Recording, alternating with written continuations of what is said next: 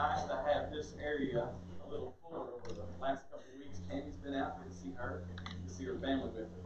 We do have several visitors with us this morning. Appreciate you being here. Brother Dale is at a gospel meeting in Providence, and so if you have an opportunity, please stop over and visit there this week. And again, you're stuck with me this morning, and I pray that we get a lot from this message. As we were singing the Psalm 32 and the beautiful prayer, it just kind of ties in with some of the lesson we're going to talk about this morning. In verse 2, it says, "You can catch the sad tone of his voice as he said, 'Thy will, blessed will, not my own, must be done.'" And that's when Jesus was praying in the Garden of Gethsemane, understanding that something was going to happen, knowing that it was time for him to go to the cross. Our lesson is going to tie in with that this morning, and it's really going to tie in with what we talked about in class this morning. I told Dwayne he basically preached my lesson this morning, but that's not a bad thing. Sometimes hearing things multiple times is a good thing. And you saw the drawing for class this morning as you come in. I also explained that's the way my mind works. It's just a bunch of stuff scattered all over the place. You know, I'm just all over the place sometimes. So hopefully I can slow down enough for you to get the message this morning. So there are several times in the scriptures where we see that Jesus, he goes to prayer and he's talking to God because he knows his time is coming to an end. And as I said, we're going to focus on that this morning. And this lesson this morning ties in with the lessons we talked about last week.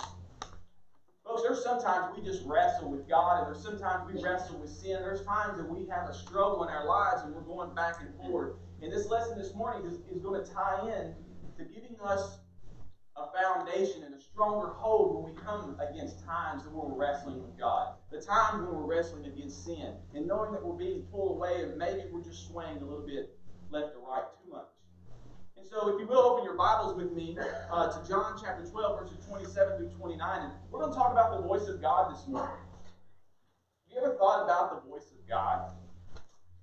Now this morning when I talk about the voice, we're going to start actually a voice from heaven. And then we're going to shift really quick from the voice of God, meaning the actions that we do. Are we truly hearing the voice of God? Are we truly following through with the actions that the Scriptures ask us to do?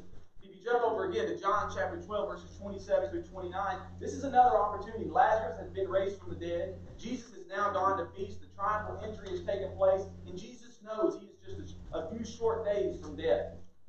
And he goes to God in prayer and he says, "Now is my soul troubled, and what shall I say? Father, save me from this hour. But for this cause came I into this hour. Father, glorify thy name." Then came there a voice from heaven saying, "I have both glorified it, and I will glorify it again." And the people therefore that stood by and heard it said that it thundered. Others said that an angel had spoken, or an angel spake to him. So Jesus has gone into prayer, and all of a sudden we hear this voice. As it's stated here, we hear this voice come out, and it's coming from heaven, and it says, things are going to be glorified. Thy name will be glorified. But what's interesting about this is not everyone heard the same thing. Have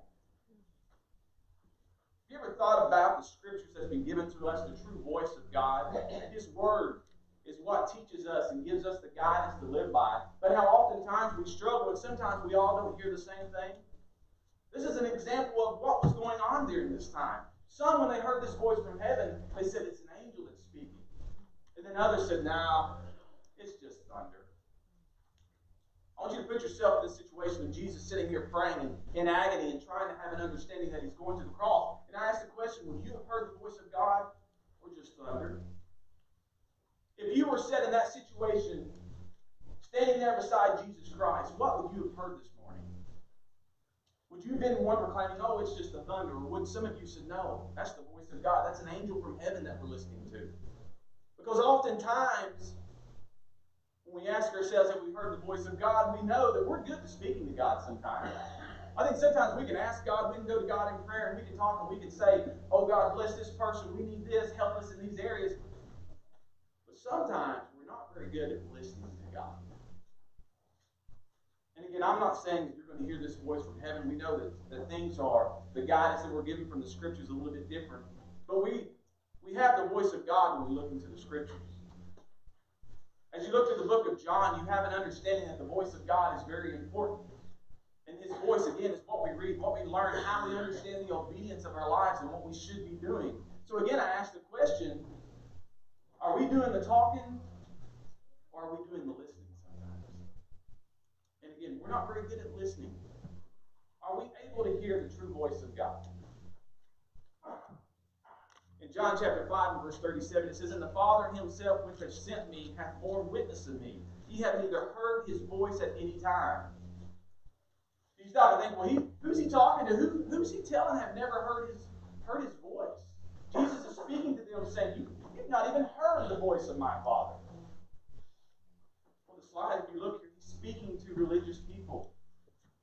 He's speaking to the people who were supposed to be the understanders or those who can help those understand about the oracles of God, the old law. And Jesus comes and he tells these Pharisees and these scribes, he said, you all go around and you do all this talking and these beautiful prayers and you say that you're following God, but let me assure you, you've not even heard the voice of God. And I fear sometimes that maybe we do that as religious people. Maybe sometimes we come out and we say, you know what? I'm religious. I've done the things. I said I'm going to hear the voice of God. I'm going to be obedient and follow what He needs me or says that I need to do. But sometimes we back up and we become so religious. But sometimes I think we say a lot and we speak a lot, but we're not doing much listening and truly hearing what we need to hear. It kind of reminds me of the parable in Matthew 12 and 27. The parable of the two sons. It says, "But what think ye? A certain man had two sons. And he came to the first and he said, Son, go work the day in my vineyard. And the son answered and said, I will not. But afterward he repented and went. And he came to the second and he said, Likewise. And he answered and he said, I'll go, sir. And he went not. Whether of them twain did the will of the Father." So this is the parable of the two sons, of one coming up and saying, you know what? I'm going to follow you, Jesus. I'm going to go work in your vineyard. But then he didn't. And then we have the first example of one saying, I'm not working in your vineyard. But the more and more they hear the word, the more and more they started hearing the voice of God, they had an understanding, you know what? I do need to be working in God's vineyard. I do need to be abiding by His word and doing the things that He says that we need to do. And so the parable of the two sons, again, I have to ask the question, which son are we? There's people here this morning who have never obeyed the gospel, but you're striving and wanting to learn more. You're wanting to take that step and become obedient. But on the flip side, let's be honest with ourselves again, folks. There's a lot of us who have been Christians for a long time that said, you know what? I'm going to go work in that vineyard. I'm going to do what the voice of God tells me to do in the Scripture. But have we really? Or have we just taken that first step of the obedience through baptism? Then after that, we've kind of fallen to the side and not really done the work in the vineyard? And that's when Jesus is praying, and God speaks to him. We have to understand sometimes, it's like we talked about in class this morning. We hear the voice of God through the Scriptures. But are we obedient to the voice of God? Do we take that one step, that very important step, and then after that we just set it to the side? And again, when we look through the Scriptures, so many times Jesus comes out, and this is quoted several times of Jesus. Who have ears to hear, let him hear. You're not going to find too many places in the Scripture that just says, well, just speak and say you're a Christian. Just tell people you're a Christian, and that's all you need to do. When in reality, we should be sitting back sometimes and we should be trying to be listening to more and have a better understanding of the Scriptures. So, again, going back, when we read the Scriptures, what noise distracts you from hearing the voice of God? Have you ever stopped and thought about that? And again, I'm not talking about truly that literal voice of God speaking from the heavens, but I'm talking about what distracts us from being obedient, what distracts us from hearing the voice of God, of knowing things in the Scripture, but yet we don't do it. And again, in class this morning, we had a really good discussion on sometimes we fall back into that pool of sin, and we try to jump out as quick as we can, because if we're a new Christian in faith, then we're going to say, I'm turning away from that old person. But again, oftentimes, instead of digging into the Scriptures and understanding the voice of God, we have all these other voices competing for a space in our mind and distracting us from the true voice of God. So I say, what voice do you hear? Let's talk about some voices that I've come up with. And again, this ties in with that point that we get to where sometimes we wrestle with God. There's Christians here this morning, and there's people that are non-believers or have not obeyed Christ this morning. And every single person here has that different voice inside their head. Every single person has that voice inside their head that can sometimes drown and make the voice of God a little bit softer and softer if we're not careful. A couple of voices I want to talk about. One is the voice of insecurity. You don't measure up. I have conversations with people over and over, and they just get so bogged down in life, or they even start comparing themselves to other Christians, and they just don't measure up. So you know what? I don't want to hear the voice of God. I'm just going to let that voice keep telling me, you don't measure up, you're wasting your time. And that voice starts to overpower the voice of God because we don't root ourselves in to the teachings of Christ and through the Scriptures. Another voice that sometimes pulls us away and distracts us from hearing the true voice of God is the voice of skepticism. Question everything. And I'm not saying questioning things are bad, but sometimes we meet people along walks of life that they just want to, seriously, come on, let's question this. Do you really think that can happen in the Scriptures?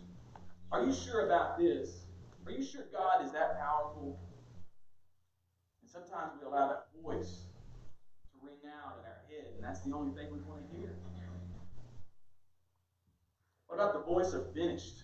I can't keep doing this, so I'm just giving up. This is probably one of the voices that I get to hear a lot from a lot of individuals. That voice that says, you know what, I've got so much going on in my life. There's health issues, there's family issues, there's work issues. I just can't keep doing this, so I'm not going to listen to the voice of God anymore. I'm not going to be obedient to the voice of God through His teachings any longer, so I'm just giving up. And those are the people, I worry about all these voices, but these are the ones that sometimes we don't know, because sometimes people don't share a lot of the concerns and the issues that they're dealing with, and so they just give up and they walk away. They stop trying to hear the voice of God. The voice of reputation. I have to maintain my image.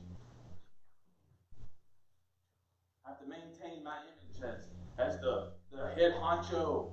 So I can't let people think I'm weak, and let them know that, you know what, being a Christian sometimes makes you look weak. I've had people say that to me. My reputation is the partier. I can't change what I do in life because everybody knows I'm the fun guy. I'm the one that everybody's going to come to have a good time. So I can't be this Christian, or people won't think that about me anymore. That's the voice that overpowers some people. The voice of indulgence. You earned it, go get it. I want more and more and more, that I'm just going to work and never give time to the voice of God. And next thing you know, we're being pulled away because of other things that come in our life, because we're so indulged with the things of the world. And again, I always preface this, there's nothing wrong with owning things and having things. When it starts to pull you away from the voice of God, then which voice are you really listening to? Which voice are you focusing on? Work to pay for this because I bought more and more? Nah, don't have time for church. Don't need that voice of God. The voice of pride. Oh, I'm better than those Christians. I don't need to go and sit and waste my Sunday mornings in church. I don't need church. I don't need the voice of God through the Scriptures. I don't need that. I can be saved just in my own mindset. The voice of fear. Is that the voice that's winning out this morning? Everything's falling apart in this world. There's no reason. Who cares? I'm done. I'm finished. Kind of tying back up with the voice of being finished. I just can't do this anymore. So again, what voice is winning out in your head? What voice was winning out this week? What voice was winning this morning as you were getting ready for church? Because I want to tell you, look to your left, look to your right. Somebody's not here this morning because they listened to the wrong voice. They didn't listen to the voice of God saying, go assemble with the saints. So another voice went out this morning, unfortunately. And these voices constantly went out when we talk about things. Again, the voice of failure. I can't succeed at being a Christian. Oh man, I've got so much sin in my life. There's no way I can start doing these things, so I'm not even going to begin it. Or I'm not going to take that first step and be obedient, because you know what? I'm going to fail. And I assure you, some of these voices, and there's many more voices we could put on the screen, are in the minds of a lot of individuals this morning sitting here. So again, you have to stop and ask yourself, is You've got to start training your ears to hear the voice of God, or guess what, folks? You're going to continue to just hear the thunder.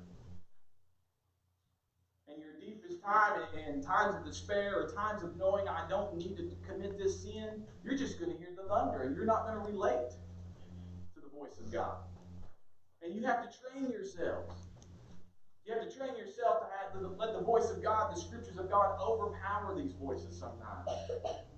In John 10:2-4, he says, "And he entered in by the door, and the shepherd of the sheep. And to him the porter or the gatekeeper opened it. And the sheep hear his voice, and he called his own sheep by name, and he leadeth them out. And when he putteth forth his own sheep, he goeth before them. And the sheep follow him, for they know his voice."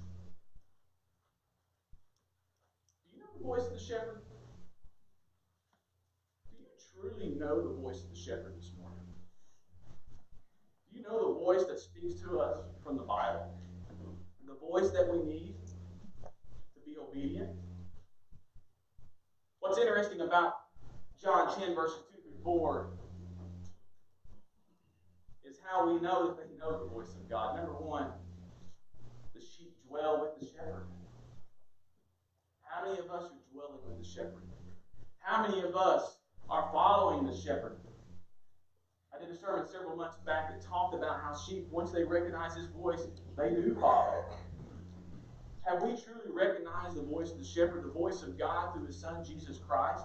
Do we know that we dwell with him every single day? So that way we know when these other voices start competing against us and we don't want to listen to the voice of God, are we able to recognize through all of that concern that we can pull the voice of God out and do the right thing? Sometimes I can and sometimes I can't. But it's amazing to see that the shepherd, number one, he leads the sheep. He dwells with the sheep. He calls the sheep. And they recognize his voice. So again, are we truly following the shepherd to where we can recognize, where we hear that voice of God when it needs to be heard? Going on in John chapter 10, verse 27, he says, "My sheep hear my voice, and I know them, and they follow him." So how do you know the voice of God? How do you know if you're truly listening to the voice of the shepherd? The only way you can hear the voice of God is to stay focused on the Word of God and know the voice of God. And sometimes people say, "Oh, man, there's another lesson on I have to read my Bible." Folks, there is no other way to know the true voice of God without knowing and understanding his own words. Digging in and learning and being a better person, being a better Christian. Because I'll tell you this, husbands, your family needs the best of you that you can give. Wives, your family needs the best of you that you can give. Aunts, uncles, grandparents, friends, co-workers, we all need the best of you that we can get. And the best of you only happens when you're truly hearing the voice of God. You're not going to find a better person to be associated with than one who is striving and doing everything they possibly can to be a true believer in Jesus Christ. So again, the best of you is knowing God's voice. Knowing his word, knowing his scriptures. Jeremiah 29, it says, "Well, how do you know these verses? How are we supposed to know the voice of God?" It says, "And you shall seek me and find me, and you shall search me with all your heart." Let's do a little self-reflecting this morning. How many of you all truly searched with all your heart this week to be a better Christian? Stop and think about your time in prayer, but more importantly, your time in the scriptures. How much time did you spend trying to understand the voice of God this week? And again, this is the voice of God right here. To make sure there's no misunderstanding of that. How did you follow the guidance of Jeremiah 29:13? And I asked myself that same question. How many of us truly, with all of our hearts, searched out to have a better understanding? I'm sure there's a lot in here that did. But then I give you some things to compare to. Stop and think about your hobbies. And I'm a hobby person. How much more time do we spend in our hobbies than we do understanding the voice of God. And again, I'm not saying we're going to sit down and say, I'm going to spend more time here than doing this. But just do a comparison. Do that self-reflection. Let's talk about social media. How many of you spent more time on Facebook than you did in the book? It has. And what it is those voices that come in and we start competing. Do I want to hear the voice of the world? Do I want to hear the voice of God? And again, a lot of times, we know who wins that battle. So again, when we're searching and we're trying to have a true understanding of the voice of God, then we're going to dig in and we're going to do things, and it's going to be from the heart. As we learned in Romans this morning, the Apostle Paul was really struggling teaching people that it's no longer the physical circumcision. It's the circumcision of the heart and having that desire to be a better Christian, to be Christ-like, to be a better follower of Christ. And again, sometimes when we stop and think about that, we sit back and we do hear that voice of failure. I failed, God. I didn't do my study and I didn't learn more about you. But again, sometimes that's the good voice to hear. Sometimes we need to be told, you know what, we're not doing what we're supposed to be doing. We need to push a little bit harder. Because again, are we searching it with all of our heart? John 10, going back to the book of John 10 verse 5, it says, and a stranger will they not follow, but will flee from him, for they know not the voice of the strangers. This is going back to the lesson dealing with the shepherd and the sheep.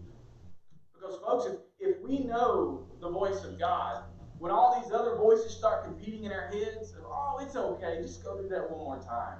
Oh man, you're such a failure. Don't even try to be a Christian.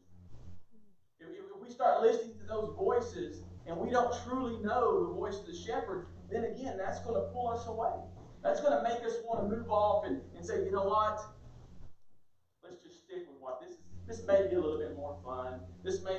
I may enjoy this a little bit better than studying through the scriptures. But again, if we don't know the word, then we don't know God's voice.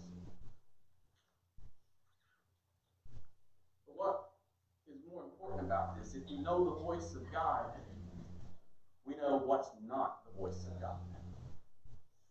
And there's a big difference there.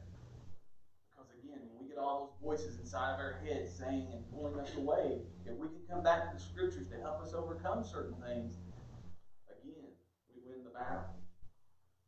We used this verse this morning in class in 2 Corinthians 10 and 15. It says, casting down imaginations and every high thing that exalted itself against the knowledge of God, and bringing into captivity every thought to the obedience of Christ.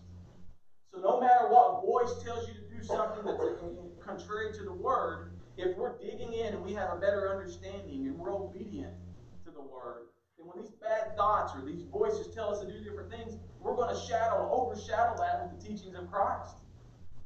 We're going to say, no, I better not go that route because the scriptures tell me not to do this. Or the scriptures tell me I should be doing this instead of that. I think there was a great analogy this morning when we talked about individuals, no matter what sin you're going with, and we use the example of the drug addicts. And I can't do drugs, I can't do drugs. Guess what the focus still is? Drugs. Instead of saying, I should be doing this, I should be doing this, I should be doing this. Focusing on the things that we can do, and the things we should be doing, again, to be a better Christian. So when we get all of these voices speaking and talking, and again, it's like a storm of what should I do, where do I go, am I hearing the voice of God? I hear it a little bit, but this one's overpowering. I stop and I think of this verse here in Psalms 46 and 10. It says, be still and know that I am God. That's a very calming verse to me. Be still and know that I am God. But what I love about this verse, if you want to flip over to Psalms 46 and 10, that calming verse, that verse that gives me the confidence to sit back and know that God is all-powerful. I want you to look at the storm that it's embedded in. It says, he maketh war to cease unto the end of the earth. He breaketh down the bow, and he cutteth the spear in sunder. He burneth the chariot in fire. But be still and know that I am God. And I will be exalted among the heathen, and I will be exalted in the earth. So in times of war, in times of chaos, in times of conflict, the voice of God says, be still. still. Just sit back. Have that true belief and that true understanding that I'm God. And let's give God the credit. Let's have that confidence and that faith and that hope that the voice of God through the Scriptures is guiding us and teaching us to be stronger Christians, teaching us to be better, teaching us to overcome some of the wars and the other voices that we hear in our head. The last verse I'll leave you with this morning says, Verily, verily, I say unto you, he that heareth my word, or his voice, and believeth on him that sent me, hath everlasting life, and shall not come into condemnation, but is passed from death unto life. So again, we've got this huge list of voices. But if we sit back and we truly want to hear the Word of God, if we want to truly believe in these teachings, then folks, we have that everlasting life that He's promised. We sung the song earlier this morning, standing on those promises. If we don't know His Word, how do we know those promises? If we don't know His Word and His voice, how do we know that we have everlasting life? So I encourage you this morning, we're going to sing the Song of Invitation. I want you to stop and think about the voice of God this morning. What voices have been overpowering you over the last few weeks? What voice is winning the battle when it comes to comparing your life here on earth versus your eternal life? What voice do you want to have being heard the most? And folks, it starts with the steps of obedience, confessing Jesus Christ as the Son of God, repenting of sins, going through the acts of baptism, being buried with Christ. Then at that point, learning more about His Word and understanding of the voice of God to be a better Christian. So I encourage you this morning, if you're battling with a voice, let the voice of God win. Sit back and truly listen to the voice of God and know that you can have eternal life by following His Word right here in the Scripture.